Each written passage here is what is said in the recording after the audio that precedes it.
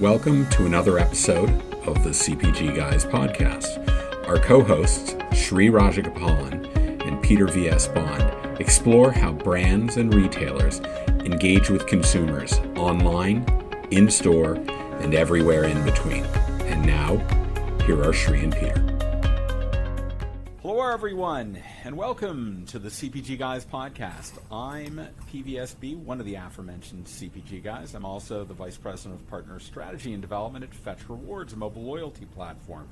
As always, I'm joined on this educational journey about how brands and retailers engage consumers by my good friend, and he is so desperate to become a Los Angeles Dodgers fan that he's moving to Los Angeles. What's going on there?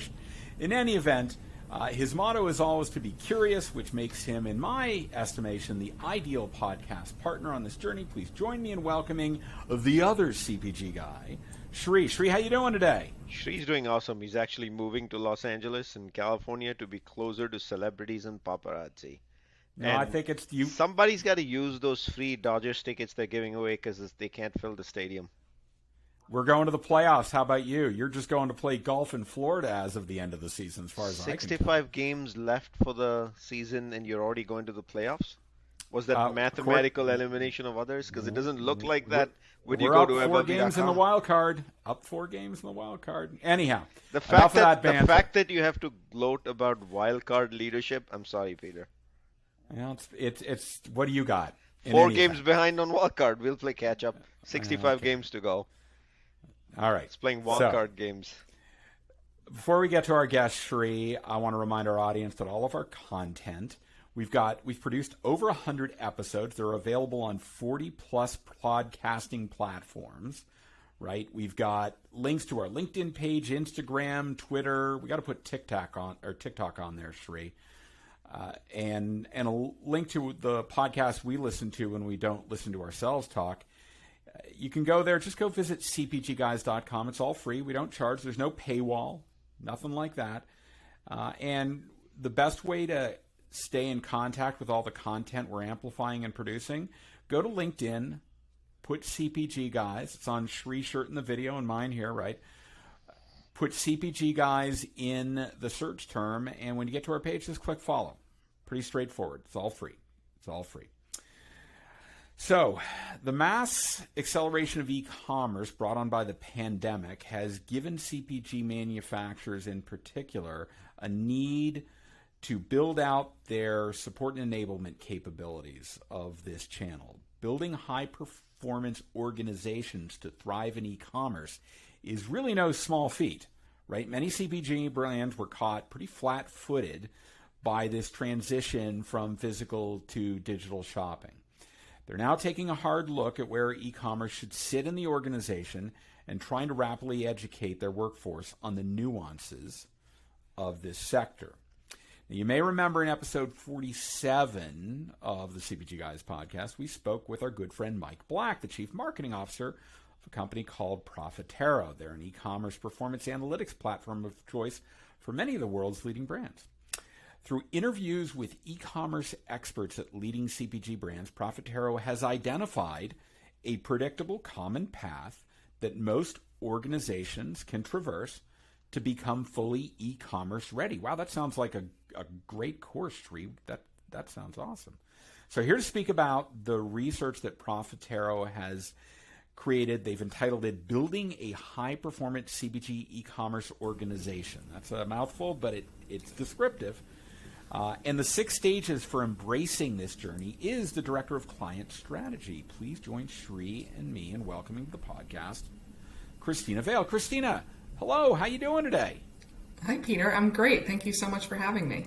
Oh, great. We are excited to have you here. This is one of the things that Sri and I have noodled about on the podcast for quite some time, and bringing a coherent process to it. We're all about it. We're all ears.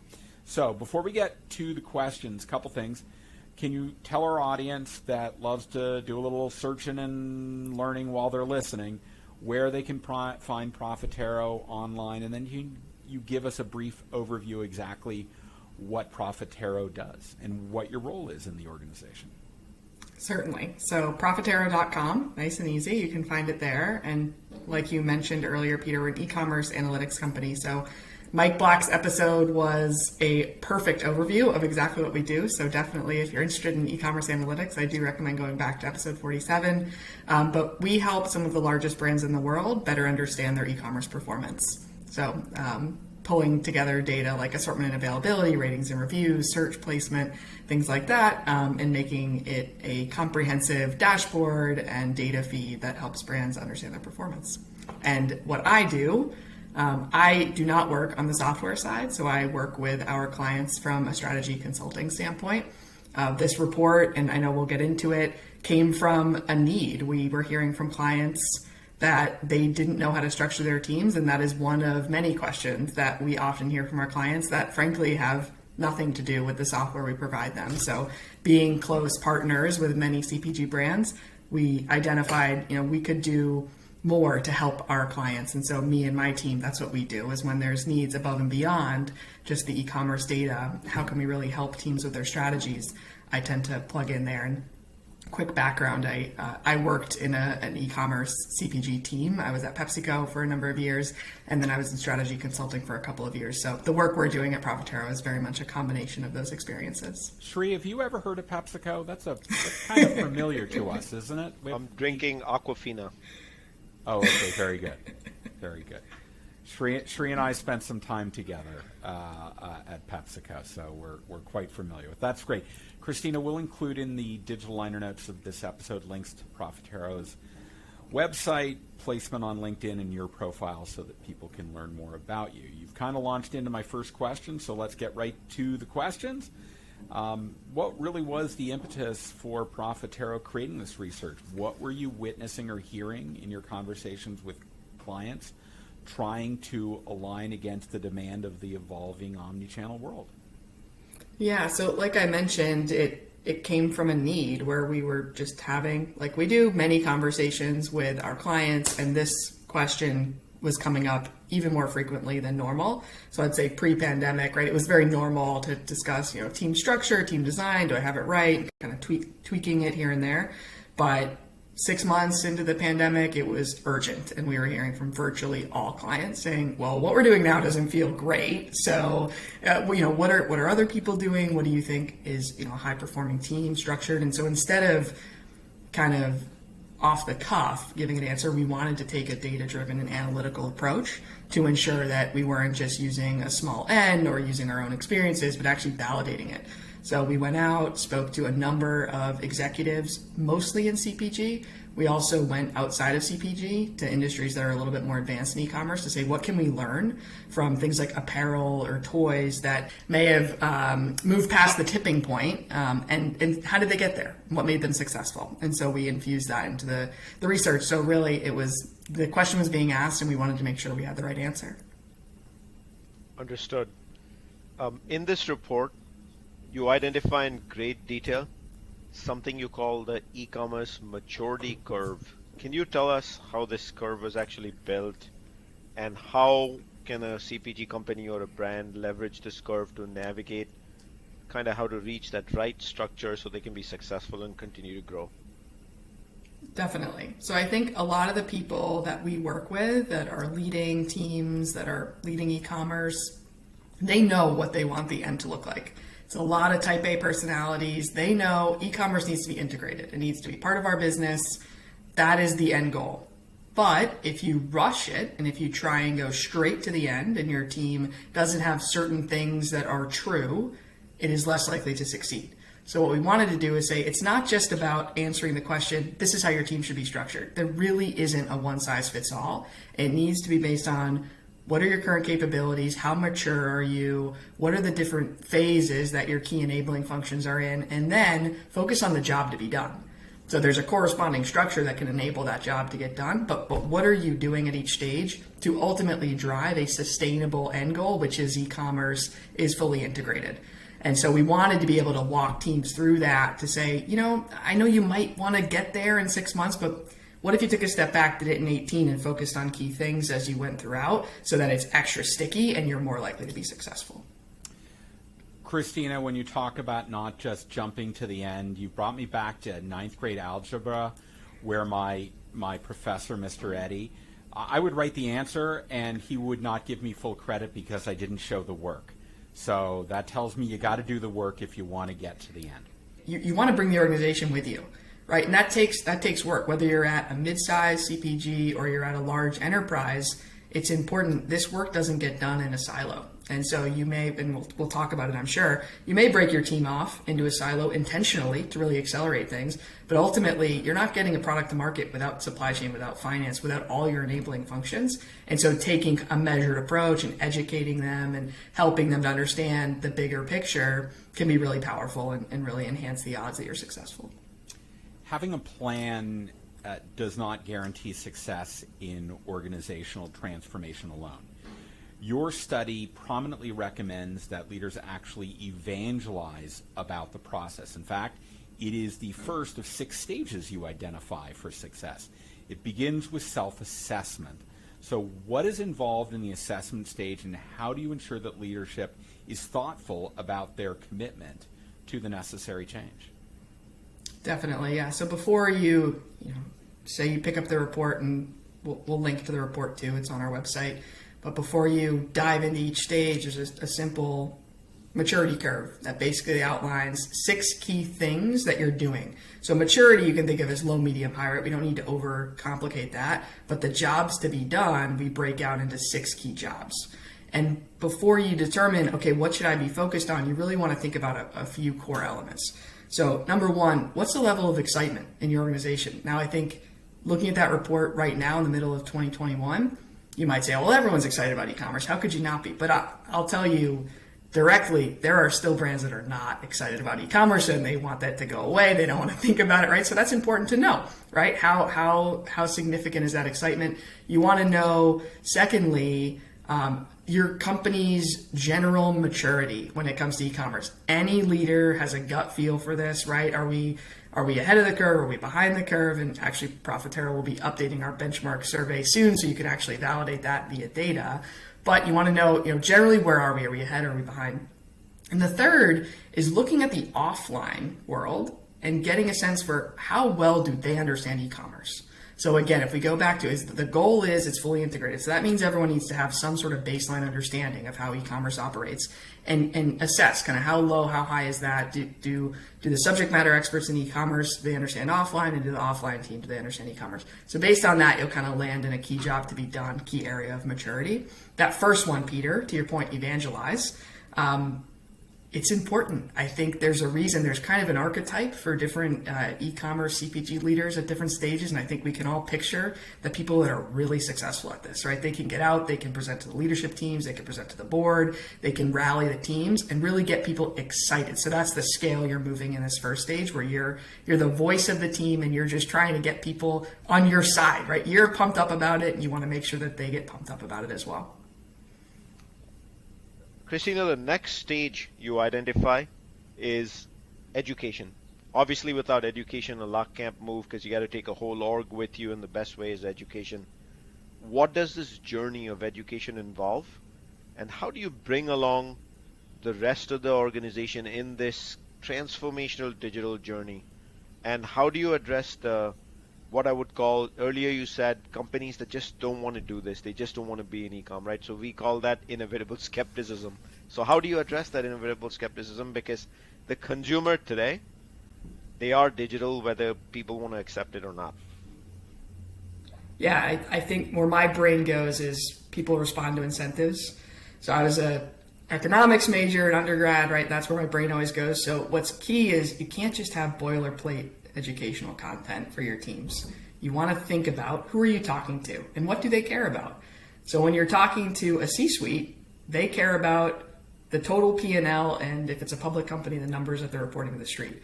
Okay, so then let's talk about where consumers are actually shopping, where growth is coming from, and what the trajectory of the channel looks like. That's going to be very motivating. And then they care about how the competition is doing. So showing them share data, what your competitors are doing, that's going to be very motivating. Now, if the next week you're trying to educate your supply chain team because you can't get the right products to market in the pure play channel, and you're just running into red tape after red tape after red tape. Showing them, the total numbers you have to report to the street, maybe some will be motivated by that. right? But they're going to be more motivated if they think about their own world and why it's going to be better for the supply chain network if they are enabling e-commerce the right way. And they want to understand why they're doing what they're doing. As I've led teams in different places, one of the key things I always come back to is people want to know why you're asking them to do what you're asking them to do. You want to kind of paint the picture for them. So for supply chain, it's, hey, look at this amazing plan we're trying to execute with Amazon. These are all the components, and you are critical, right? If we can't accelerate what's happening with supply chain, right? This is all hypothetical, of course, right? But we're not going to be able to get to market. Wonderful. That's really motivating. That makes me understand why I'm doing what I'm doing. I'm not just creating these SIOC packs because you hate me and you want my life to be miserable, right? I'm putting it into context. So that's really powerful. And then I'll just say in the back of the report, there's some very specific guidance on educating the C-suite. I think especially, I imagine the primary audience for this report, it's an e-commerce leader. And so whether you're talking to an executive team, a C-suite, or just your manager, it's important to kind of present things the right way. And we got some interesting tidbits from folks that we interviewed. So I do recommend people refer to that. You mentioned supply chain SIOC. So SIOC, Christina, what does it stand for? Ships in own container. And so if you're, go ahead. Very Amazon term, correct? Very Amazon term, yes. And so if you're in an organization and say you sell mostly in the frozen section and Amazon is not a key component of your e-commerce channel, then not as critical, right? In the way you think about supply chain and working with in-store teams and in-store pickup, it's going to be different. But I'm putting my Pepsi hat on. In my Pepsi days, we spent a lot of time thinking about how do we stand up that pure play channel when it was really small. And then your focus with supply chain, this was a few years ago for us, maybe for your organization, you're currently working through it. It's all about how can I find the right packs for that pure play channel and develop them in a way that actually has a chance of being accretive and is not just shipping packs that are meant for the grocery channel where everyone's going to lose money. Christina, the one other thing with supply chain, since you mentioned it in the article, is when I think of the maturity of this space, I think of marketing on the digital side like well on its way, like highly mature. Then I think of content. Content is in conversation everywhere in the industry, and earlier today we were even having a discussion on content with a content experience hub company. And I feel the area that still has a lot of opportunity and is vastly untapped is supply chain. And I'm glad it made its way to the report. Hopefully when people read it, that will be the next chapter the industry writes. Peter? To quote a very famous Mel Brooks film, one of my favorites, Spaceballs, may the Schwartz be with you, right? That's not the quote. But the next stage in your evolution of success is all about merchandising. So people need to start getting their hands dirty in the whole business of e-commerce. What happens in this merchandise stage? So again, going back to kind of back to the behavioral economics point I made earlier on people who respond to incentives. Think about the people in these organizations. In my experience, when I think about sales teams and large CPGs, they're a little bit competitive. And part of what you're trying to dig into or tap into rather with merchandising is cultivating that and highlighting, one, teams that are willing to move beyond education and actually get their hands dirty and actually start to try some things in e-commerce. So what could that look like? That could look like back in my Shri, back in your Frito days, that could look like you going to the Doritos team and saying, hey, please, you should really invest $20,000 in this Amazon thing. We don't know if it's going to work, but we have to try, right? And them going out, they try something new, and then you create a 5-page deck that says, look what Doritos did, look what we learned, look how innovative they are. And then, maybe that gets shared with some leadership at Frito-Lay and the other brand teams see it. And that can create some good fodder and incentives to say, if they're trying it, we can do that too. And so again, this is hypothetical. I actually didn't know Shri when he was at Frito-Lay. Maybe he did this, maybe he did not. But the tool is powerful. So I think, again, it accomplishes two things for you. It highlights people who are willing to take risks and jump in. We want to celebrate those people. We want to make sure that people who are testing and learning put their name in lights, right? Make sure people know this is the right way to approach the channel. And number two, tap into some of that positive competition that can be prevalent in these organizations to motivate other teams to jump in as well. Not to mention all the learning that comes from these tests, right? You want to make sure that's the end goal. These are the reasons why you're motivating teams. Yeah, so I like the Mel Brooks quote from Spaceballs. What was it? Merchandising, Peter? Merchandising. So obviously, getting into the space, just like every other space, Christina, is all about growth components, right? At some point, it should be clear that e-commerce is poised to become a long-term source of demand, which ultimately that means growth, consistently accounting for some mid-size digit % of annual sales, hopefully more. As demand has begun to outstrip the capabilities of a smaller embedded team, what must the organization do immediately as the tail of COVID arrives?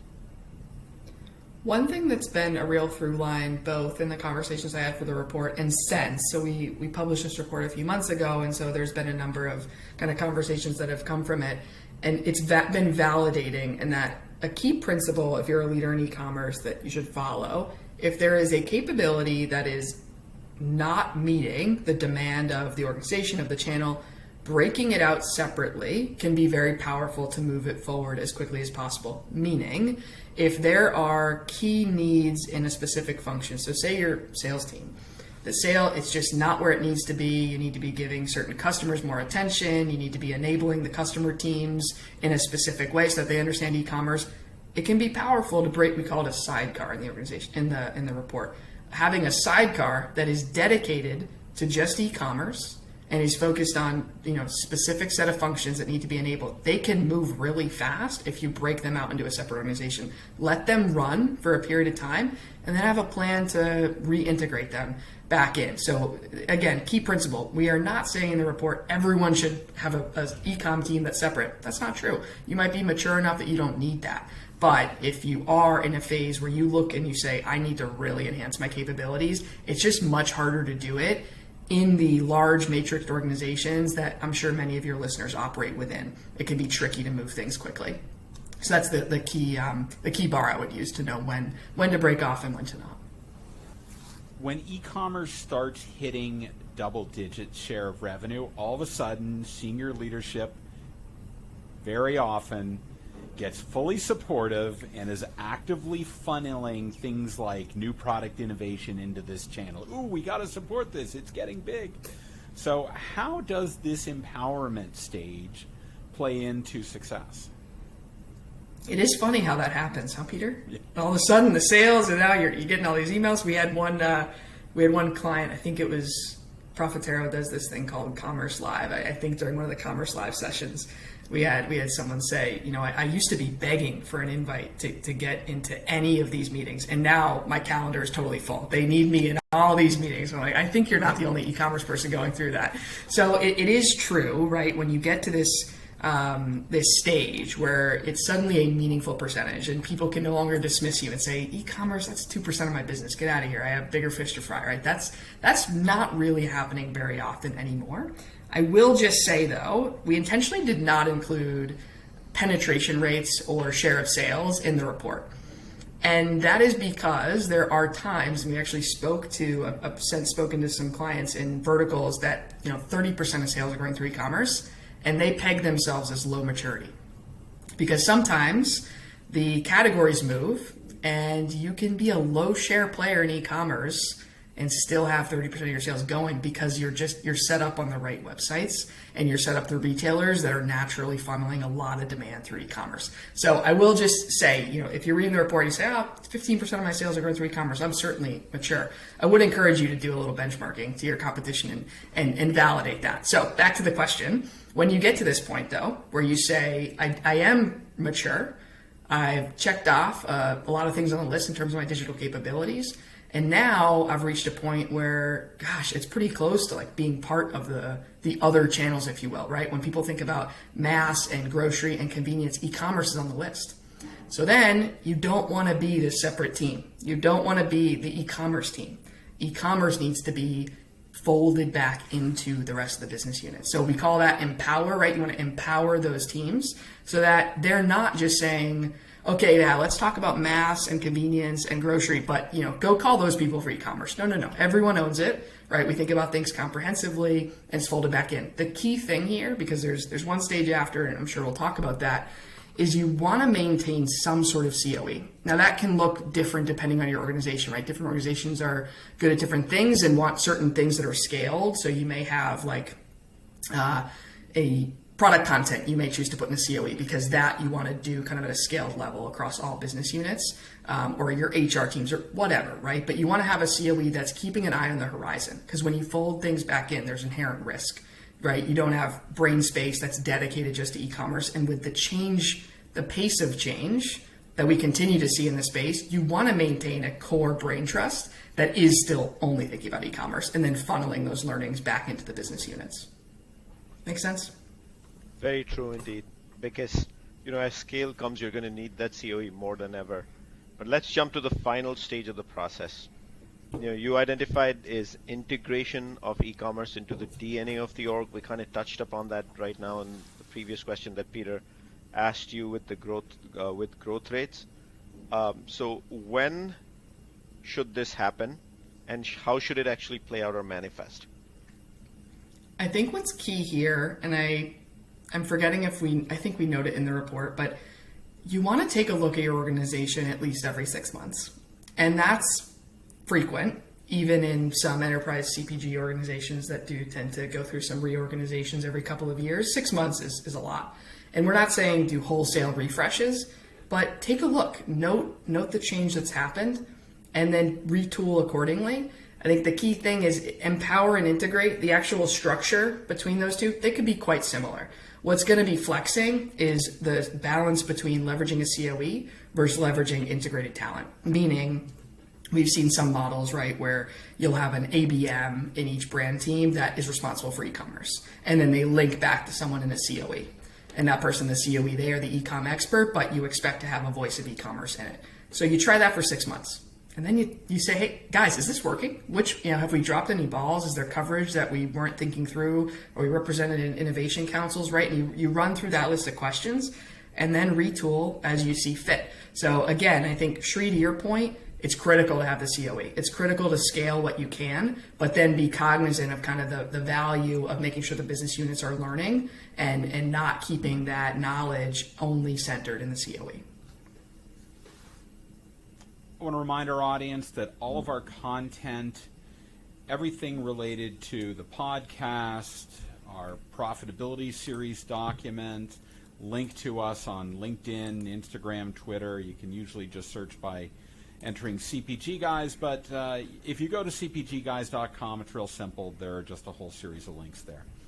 We've been speaking today with Christina Vail, the Director of Client Strategy at Profitero. She was referring to her report that Profitero just released on building a high-performance e-commerce organization. We'll have a link to access that report in the digital liner notes, along with a link to Profitero's Prime site and also Christina's LinkedIn profile. Christina, thank you so much for joining us today. This was just wonderful from our perspective. It's what Shri and I talk about on a constant basis. So bringing process behind this transformative situation we're all kind of facing in the wake of the pandemic and the 10 years of growth we accelerated in 12 months. It's very valuable. Really appreciate you coming on and talking with us today. No, I appreciate you guys having me. This was a fun conversation. And by the way, I love the work you're doing. The podcast has helped educate me and keeps me on my toes. So I appreciate it. Thank you for joining us, Chrstina. Shri, wasn't this awesome? I mean, Yeah. I loved it. I think you did too. We've covered the kind of end-to-end spectrum, Peter, of how e-commerce is operating within an organization, where it goes next, how it can be a part of like growth today, and I don't want to say future growth because it is right now, and then organizationally where to focus on, where to evolve it, how you get the education. And for most e-commerce folks, the message I want to put up, Peter, is, the last 12 months have been your moment. And if you haven't integrated into the larger organization, you've kind of missed the opportunity and the bus, right? But it's never too late. There's a lot of post-COVID, as we get to the latter half of COVID, there's a lot of e-commerce momentum even today. very high growth rates. By now, you should be figuring out how you're part of the larger organization and no more allowance for complaints. Hey, this doesn't work. I can't do this. I'm not getting the budgets, because everything Christina said, the report itself highlights too, you should be a part of that. Yeah, it is a really, let me say to the audience, it is a phenomenal report. Please go to the liner notes and click the link in and access this report. You will find it very helpful. If you're looking to help bring leadership along, it has got some great executive summaries, some tremendous visuals. I highly, highly recommend that you access the report. So with that, I want to thank our audience for joining us on this exciting episode, and we look forward to you having join us on the next episode of the CPG Guys podcast. Thanks and goodbye.